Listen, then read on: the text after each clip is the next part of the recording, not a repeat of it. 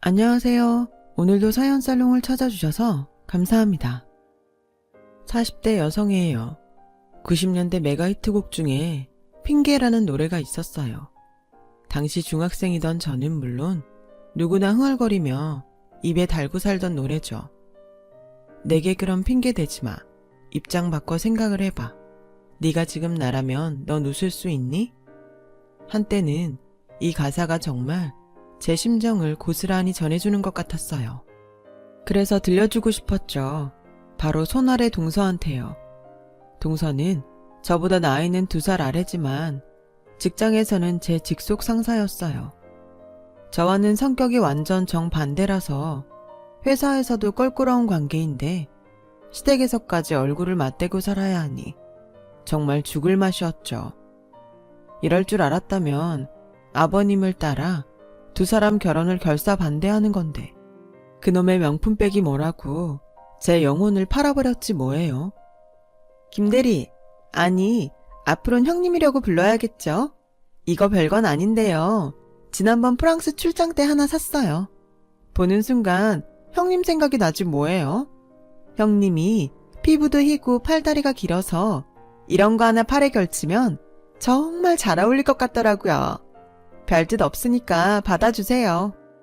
그날 그걸 받지 말았어야 했는데 그 백이 쥐약인 걸 알기에 속으로는 절대 받지 말자 다짐을 했음에도 이놈의 궁상맞은 손이 불쑥 앞으로 나가는 바람에 어쩌겠어요.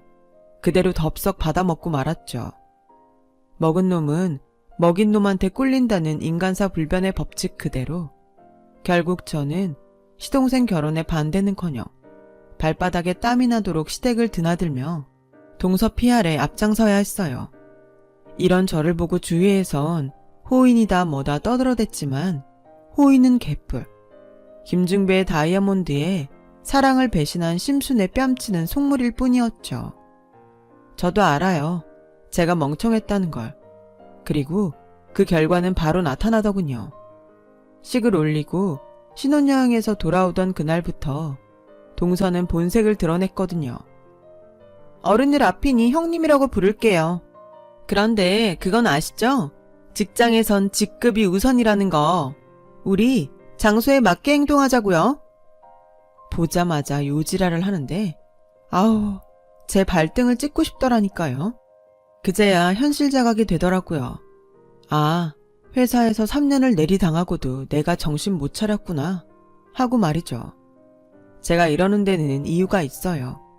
저희 동서가 어떤 사람이냐면요. 회사에서는 천의 얼굴을 가진 마녀로 불리는 여자였어요. 인물, 스펙, 집안, 학벌까지 뭐 하나 빠지지 않는 여자로 남자 동기도 제치고 초고속 승진을 한 능력자죠. 근데 그 능력이란 게 좀 다른 의미의 능력이었죠. 네 거도 내 거, 내 거는 당연히 내 거 라는 심보로 부하 직원의 성과를 자기 걸로 만드는데 일가견이 있는 사람이거든요. 그러니 같이 일해본 아랫사람들 중에 동서를 좋아하는 사람이 없었어요. 반면 윗사람들은 아주 좋아하더라고요. 뭘 맡겨도 성과를 내는 인재라나요? 뺏는 것도 능력이라면 인재는 인재죠.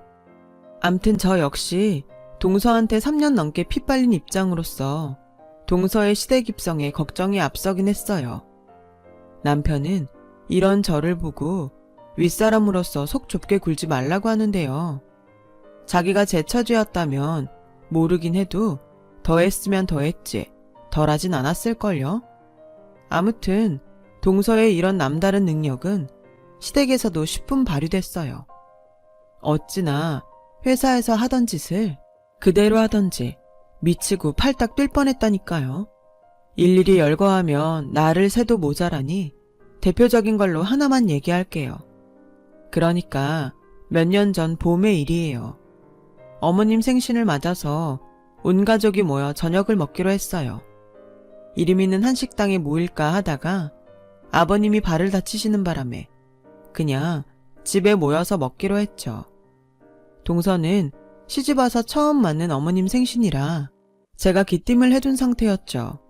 그런데 생신 전날 갑자기 그날 출장에 잡혀서 참석 못하겠다고 하지 뭐예요. 내내 아무 말 없더니 말이에요. 그래서 제가 한마디 했죠. 동서, 출장은 꼭 내일이 아니어도 되잖아. 다른 직원을 보내도 되는 일인데 굳이 동서가 가는 이유가 뭐야? 그러지 말고 출장 좀 미뤄봐. 그랬더니 정색을 하며 그러더라고요. 이봐요, 김대리. 여긴 직장이에요. 내가 장소에 맞게 행동하자고 했죠? 도대체 몇 번을 말해야 알아들어요? 사람이 개념이 없는 거야, 머리가 딸리는 거야. 개념 좀 갖고 사세요. 그리고 직장 상사 출장 일정을 왜 김대리가 이래라 저래라 참견입니까? 주제 넘게 참견 말고 당신 일이나 해요. 대리 주제에 감히 어디서 참견이야? 생각 같아선 주먹이라도 날리고 싶은 심정이었지만 지금 낮은 게 죄다 생각하며 꾹 참고 버텼어요. 그런데 웃긴 건 그 다음이었어요. 미리 전날 시장을 받아가 고기며 생선 손질까지 해놓은 저는 회사에 반차를 내고 일찍 시댁에 와서 음식 준비를 시작했어요. 혼자서 이리 뛰고 저리 뛰면서 음식 준비를 마치고는 다들 식탁에 둘러 앉았는데 그때 동서가 어머님께 전화를 했더라고요. 미리 고액 현금 선물을 시동생 편에 보낸 터라 어머님은 시종일관 밝은 표정으로 통화를 하셨어요. 하지만 통화를 마치시고는 얼굴을 붉히시며 제게 그러시더라고요. 얘, 너는 지금 밥이 넘어가니? 작은애는 너 때문에 부산까지 출장을 가선 밥도 못 먹고 생고생이라는데 어쩜 그렇게 철딱서니가 없니? 어머님이 느닷없는 말에 황당한 저는 그게 무슨 말씀이냐고 물었어요. 몰라 묻니? 네가 일처리를 잘못하는 바람에 작은애가 그거 수습하느라 출장 간 거라던데. 사람이 염치가 있어야지.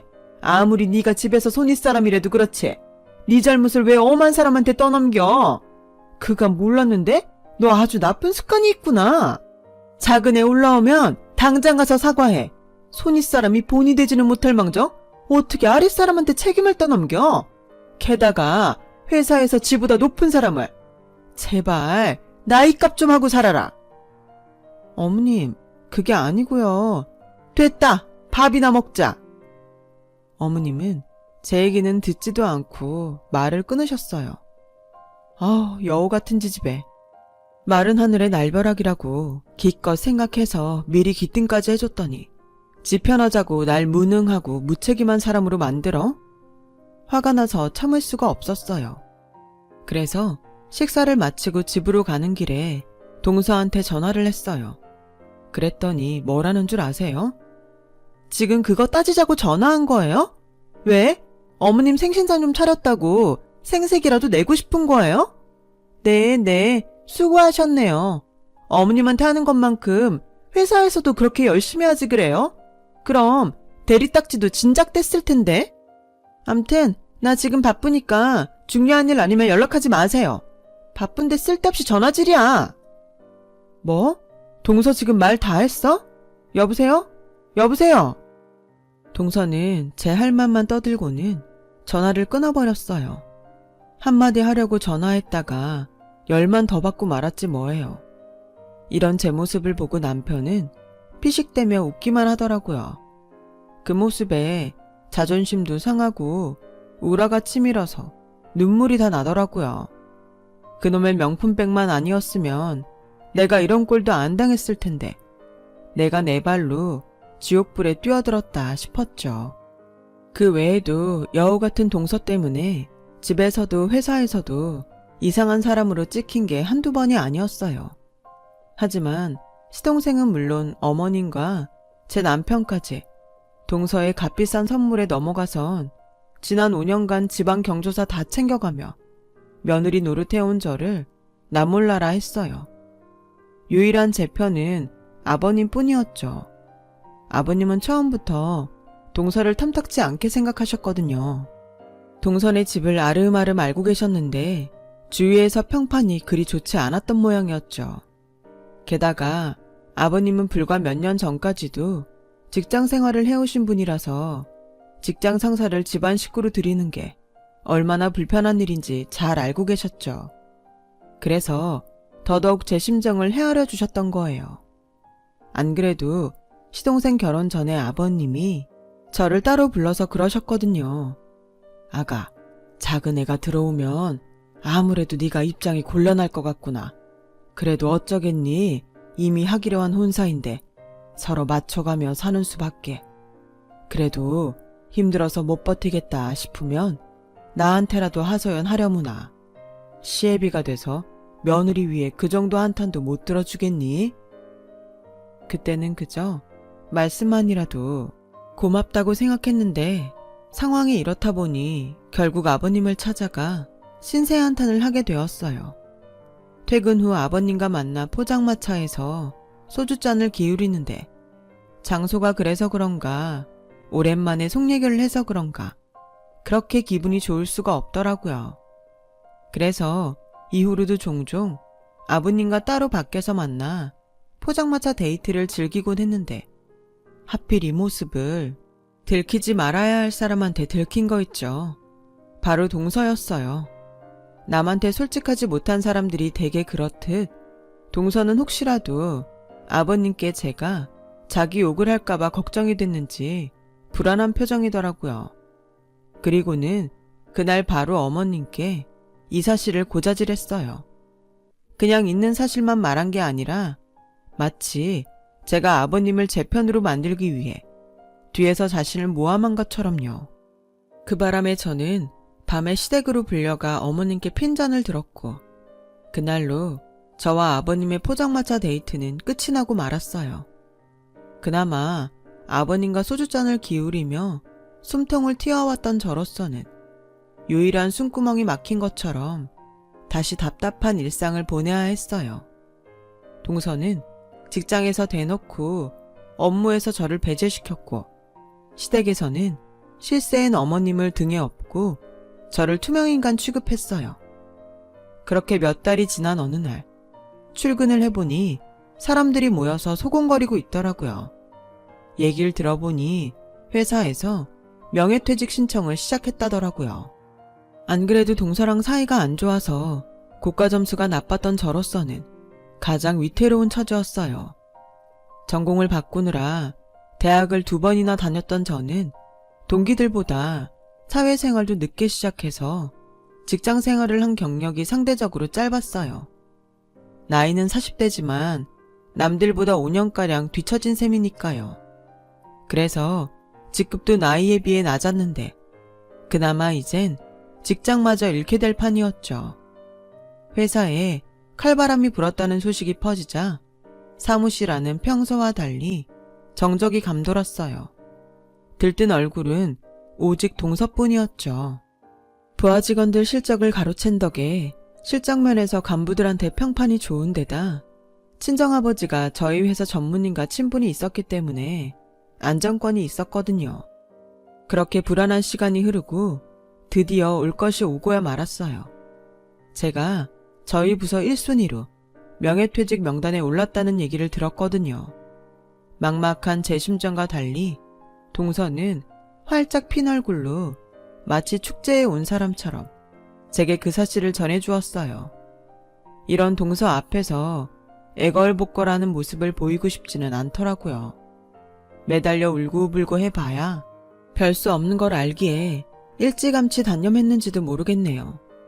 아무튼 그날 밤 남편과 상의한 뒤 길게 끌지 않고 바로 회사에 사직서를 냈어요. 그렇게 퇴사를 하고 한동안은 앞으로 뭘 해먹고 살아야 하나 고민을 했죠. 그랬더니 하루는 시어머님이 동서와 함께 집에 찾아왔더라고요. 너 하는 꼴 보고 진작 알아봤다. 오죽하면 그 나이에 회사에서 잘리니? 네 동서를 봐라. 이런 와중에도 이번에 승진까지 했더라. 그 나이에 취직도 힘들 텐데 앞으로 뭘 먹고 살려고 그래? 설마 내 아들 등골 빼먹고 살 생각은 아니지? 정 안 되면 식당 설거지를 하니 있어도 절대 집에서 놀 생각은 하지도 마라. 사지 60 멀쩡한데 놀긴 왜 놀아? 누가 논대요. 다시 일할 겁니다. 어머님, 저 퇴사한 지 일주일도 안 됐어요. 왜 벌써부터 닭다리세요? 저요, 어머님 아들 등골 안 빼먹어요. 그러니 걱정 마시라고요. 서운한 마음에 버럭 질러버렸어요. 그랬더니 동서가 끼어들더군요. 그래요. 아무런 형님이 집에서 놀 생각을 하겠어요? 생각이 있으면 계약직이든 알바든 뭐라도 하겠죠. 그러니 너무 걱정 마세요. 괜히 신경 쓰시면 혈압 높아져요. 우리 어머님 형님 걱정에 흰머리 생기면 어쩌나 걱정이네요. 형님, 정 안 되면 어머님 말씀대로 식당 설거지라도 하셔야겠어요. 내가 누구 때문에 회사에서 잘렸는데 어머님까지 대동하고 나타나 염장을 지르는지. 안 그래도 복잡한 머리가 도끼로 찍은 것처럼 지끈거렸어요. 두 여자의 방문으로 그동안 잃었던 재기의 의지가 불끈 솟아올랐어요. 성공만이 살 길이라는 생각뿐이었죠. 다행히 대학을 2군데나 다닌 덕에 전공도 2개를 가지고 있던 저는 첫 번째 전공인 인테리어 디자인 관련 사업을 하기로 했어요. 인테리어 계통에 동기들과 선후배가 있어서 도움을 받을 수 있었어요. 일단 시장 조사를 하고 발품을 팔아 상품성이 있는 제품들을 간추렸어요. 그리고는 그 상품들을 바탕으로 인터넷 쇼핑몰을 열었죠. 젊은 층을 시작으로 인테리어 바람이 불어서 그런가 저희 쇼핑몰만의 특색 있는 가구며 소품들이 조금씩 반응을 보이더니 3개월쯤 지난 시점부터 입소문을 타고 주문이 점점 늘기 시작했어요. 한 1년은 적자볼 생각하고 시작한 온라인 쇼핑몰은 4개월 차부터 수익이 나서 예상보다 빨리 정상궤도에 오를 수 있었어요. 일이 조금씩 풀려나가자 기운도 나고 일에 대한 의욕도 강해졌어요. 상품 구매에 대한 확신도 생겼고요. 거기다 처음에 반신반의하던 남편도 수익이 나기 시작하면서부터 이쪽이 전망이 있다고 판단했는지 쉬는 날과 휴가를 이용해 일을 돕기 시작했어요.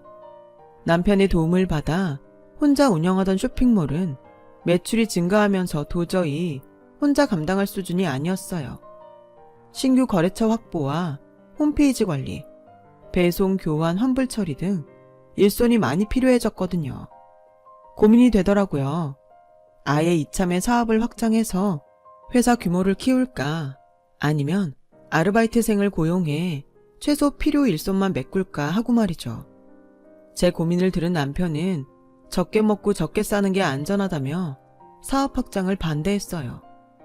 반면에 주변 지인들은 앞으로 계속 이 일을 해나갈 생각이라면 온전한 형태의 회사 규모는 갖춰야 할 거라고 조언해 주더라고요. 제품 특성상 온라인 쇼핑몰은 한계가 있다고요. 제 생각도 그랬어요. 소품 판매 정도로 그친다면 값싼 대형 온라인 쇼핑몰에 밀리는 건 시간 문제였으니까요. 그러던 차에 명절이라 시댁에 방문했는데 어머님이 그러시더라고요. 남편한테 제 얘기를 들으셨는지 대뜸 네가 하면 뭘 얼마나 한다고 확장을 하겠다고 설치니? 사업은 아무나 하는 줄 아니? 돈 안 까먹는 것만도 다행이다 생각하고 하던 일이나 해. 욕심이 과하면 화를 부른다. 그래요 형님. 형님처럼 일머리 없는 사람이 괜히 일 크게 벌이다가는 아주버님 월급까지 까먹는 거 시간 문제예요. 송충이는 솔잎을 먹고 살아야죠. 안 그래요? 돈 안 까먹는 것만도 감지덕지로 생각하세요. 때리는 시어미보다 말리는 시누이가 더 밉다고 동서가 그 짝이었어요. 그런데 이상하죠.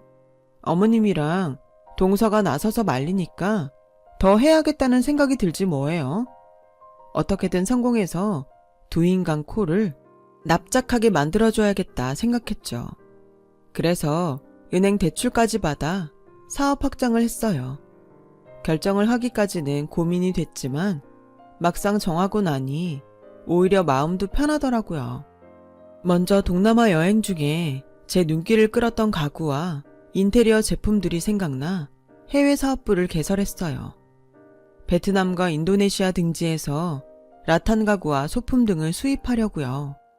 마침 TV에 유명 연예인집이 나왔는데 그 집 인테리어가 동남아 리조트 분위기여서 그 프로를 본 사람들이 저희 쇼핑몰에 주문을 하기 시작했어요.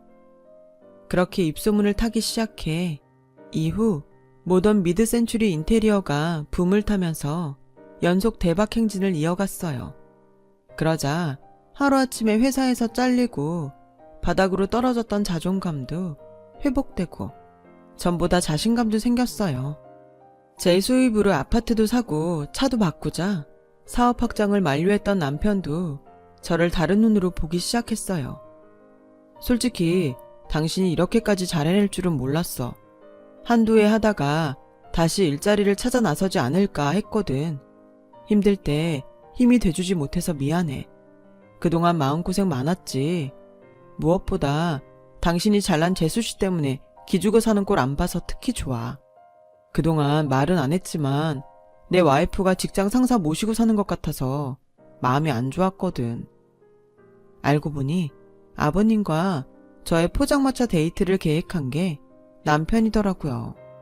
아버님이 그러시는데 하루는 남편이 전화를 해선 이 사람 이러다간 화병 걸리겠다고 포장마차에서 술이라도 한잔 하면서 마음 좀 달래달라고 했다더라고요. 둔한 공 같은 남자인 줄 알았더니 제 마음을 누구보다 잘 아는 여우 같은 남자였던 거 있죠. 몰랐는데 저는 일도 사랑도 성공한 여자였더라고요. 그런데 이게 끝이 아니었어요. 9회 말 역전 기회가 남아있었거든요. 영업파트에 결혼이 생겨서 직원 모집 공고를 냈는데 지원서를 검토하다 보니 낯익은 얼굴이 보이지 뭐예요. 그래서 당장 면접 날짜를 잡았어요. 드디어 면접 시간이 돼서 지원자가 회의실로 들어왔어요. 안녕하세요. 김아람입니다. 형님이 여긴 어떻게? 눈치채셨겠지만 경력직으로 저희 회사에 입사 지원서를 낸 사람은 바로 제 동서였어요. 동서는 저를 보자마자 얼굴이 창백하게 변해버렸죠. 김아람 씨, 와서 앉으세요. 저희 회사에 지원한 동기가 뭐죠? 제 물음에 동서는 눈알만 굴릴 뿐 아무 말도 못했어요. 경력란을 보니 그동안 진행하신 프로젝트며 업무 실적이 상당하던데 정말 본인의 실적 맞습니까? 네, 맞습니다. 맞아요? 이 사람 정말 안 되겠네. 부하 직원이 몇 달을 공들여 성사시킨 성과들 투성인데 그걸 다 가로채놓곤 본인이 다 한 거다. 지금껏 그 회사에선 그렇게 해먹고 살았는지 모르겠지만 우리 회사엔 그딴 거머리 직원은 필요 없습니다. 인간이라면 최소한의 양심은 있어야죠. 어떻게 남이 피땀 흘려 일한 결과까지 맨입으로 홀랑 먹으려고 해요? 내가 일일이 이 일을 누가 한 건지 열거해 볼까요? 말해보세요. 그러자 동서는 꿀먹은 벙어리가 됐죠. 면접장에 앉아있던 임원들은 평소와 달리 공격적인 절 보곤 의아해했어요. 이보세요, 김아람 씨. 한 회사의 부장까지 했던 사람이 고작 부하 직원 실력을 가로채야 할 정도로 능력이 안 되는 겁니까? 그런 수준의 업무 능력이라면 이 바닥 어디에서도 자리 구하기 힘들 겁니다. 여기엔 당신 뒤를 봐줄 당신 아버지 연줄도 없고 당신한테 피 빨리고도 회사에서 잘릴까 두려워 입 닫을 부하 직원도 없어요. 어떻게 할 겁니까? 그래도 우리 회사에 들어오고 싶어요? 당신 손으로 자른 직원이 오너로 있는 이 회사에서 일하고 싶냐고요? 형님, 말이 심한 거 아니에요? 형님이라뇨. 여긴 회사예요. 장소에 맞게 행동하세요. 당신 입으로 한 말인데 기억 안 나요? 이래서 역지사지란 말이 있는 겁니다. 사람의 위치는 언제고 바뀔 수 있어요. 그래서 다들 서로 존중하고 배려하며 사는 거라고요. 세상에 영원한 건 없으니까. 그러자 동서가 피식 웃더군요. 꼴 같잖아서 정말. 회사 차렸다고 뭐라도 된 줄 아는 모양인데 나 이 회사 안 다니면 그만이야. 나 오라는 회사가 여기뿐인 줄 알아? 미안하지만 이 회사는 내가 거절이야. 그래도 되겠어요? 당장 돈 급한 거 아니었어요? 내가 알기론 입사 지원서 놓은 곳마다 다 떨어진 걸로 아는데 그쪽 빽이던 친정아버지가 자금 횡령에 금품 수수, 비리 청탁으로 구치소에 수감 중이라면서요. 이미 소문이 날 대로 다 나서 대기업엔 원서도 못 놓고 중소기업이나 스타트 기업에서 원서 넣고 다닌다는 소문 쫙 퍼졌던데?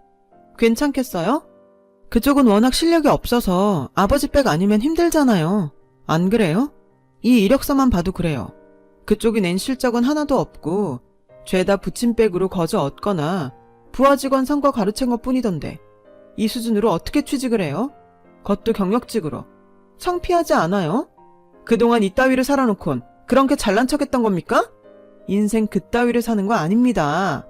당신이 지은 죄 결국 당신한테 되돌아오는 거라고요. 뭐 우리 회사에서 일할 생각 없다고 하니 시간 낭비할 필요 없겠네요. 가보세요. 불합격입니다. 저는 할 말만 남기곤 그대로 회의실을 나와버렸어요. 동서는 저에 대한 분노와 수치심에 부르르 떨고 있었죠. 제 방으로 돌아온 저는 그제야 그간 쌓였던 채증이 한 방에 날아간 것처럼 홀가분했어요. 그래서 끝날 때까지 끝난 게 아니란 말이 나왔나 봐요.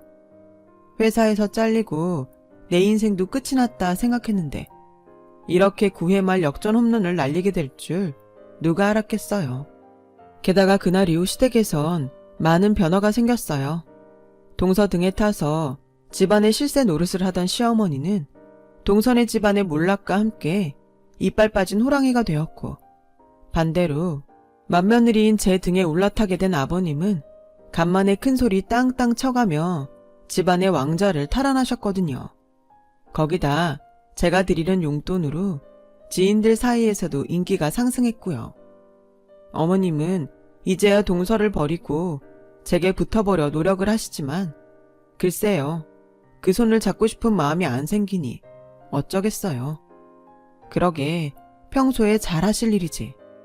곳간에서 인심난다고 제 주머니가 두둑해지니 주변에 많이 베풀게 되더라고요. 딱 두 사람. 시어머니와 동서한테는 예외지만요. 언젠가 이 판세가 또다시 역전이 될지도 모르지만 그렇게 되지 않도록 고삐를 늦추지 않고 열심히 살아보려고 합니다. 지금까지 제 사연을 들어주셔서 감사드려요.